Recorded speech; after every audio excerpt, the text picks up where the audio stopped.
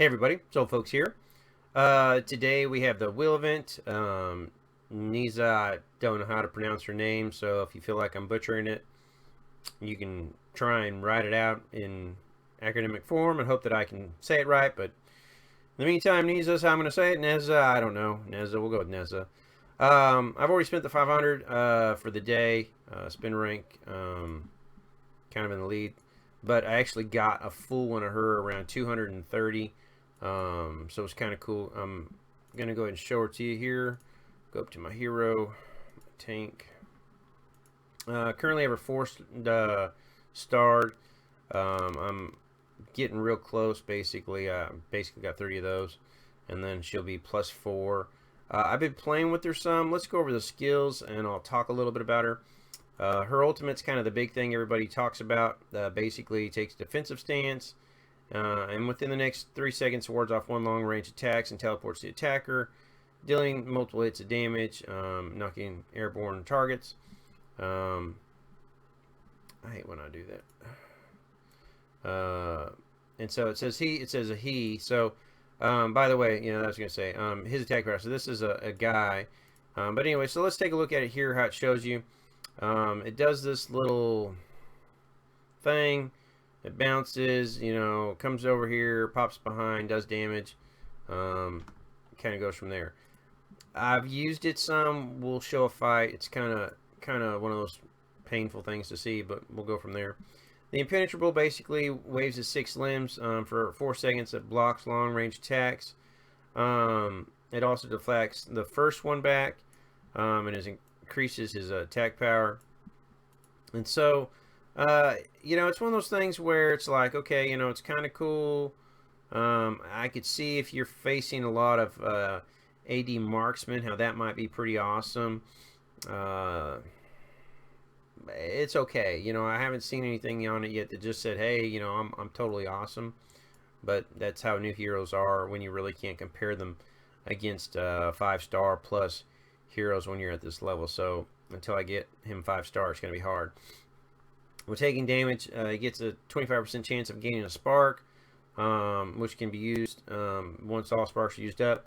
He regens health and he can store up to 4 sparks. The thing about this is I don't get to see how many sparks I have. I don't get to control when the sparks are used. It's the AI, so you never really kind of know kind of thing. But, it is what it is.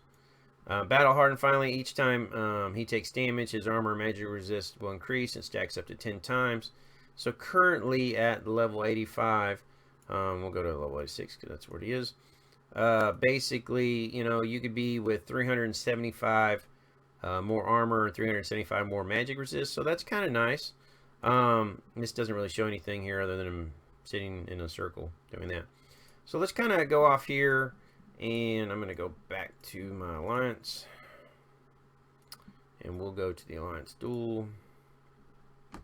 We'll look at the record here. It's hard to really fight people, and I've got to really kind of lower my team some. I'm doing a few more just to kind of see. So here's what happens. Fight's going to go on.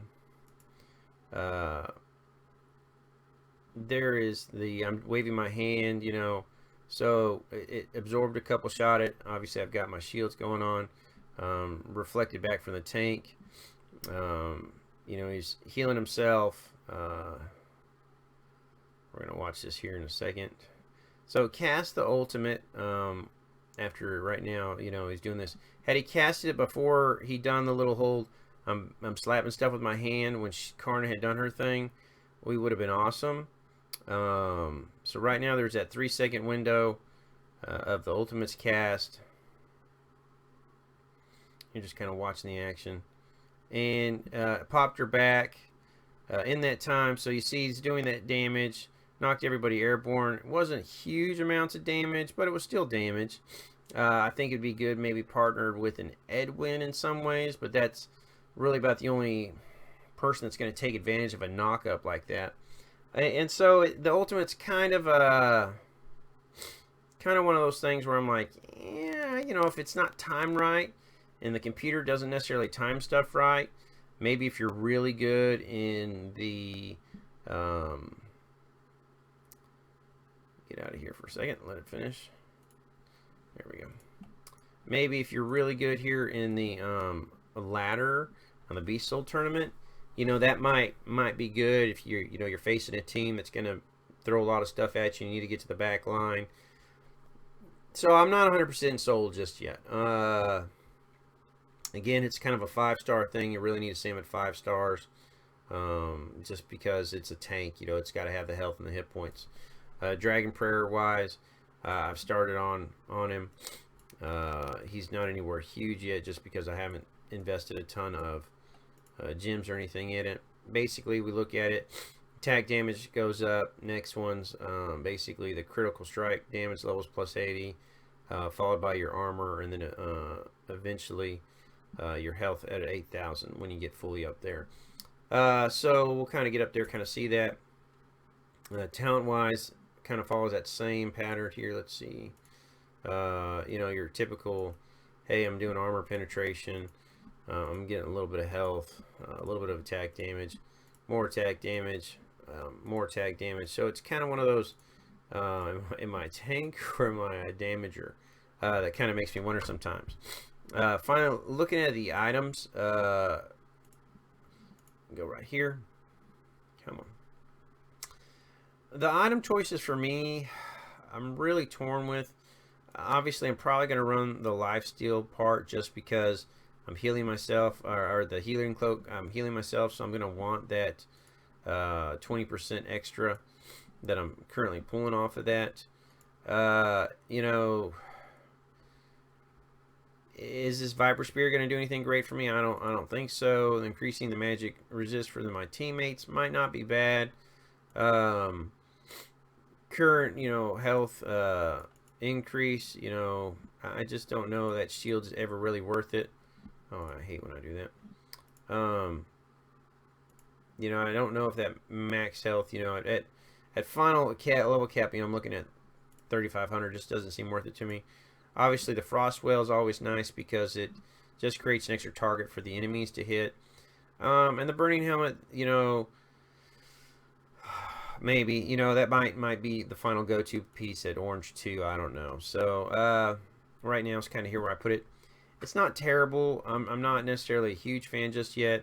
Part of the Who Am I team doesn't really leave a lot of stuff other than the increased power if you went with increasing him, Watson. So that's Nezha for right now.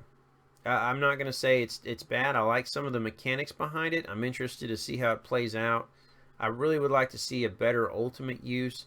Just casting the ultimate just to cast the ultimate seems like a waste because I don't know when they're going to cast their ultimate. If it could be used more in an interrupt setting, I think that'd be really great. But it's just kind of my thoughts. So let me know your thoughts. If you got any questions or comments, or perhaps you've seen in action on Nezha, let me know. I'd love to hear them. So talk to y'all later. Have a great one.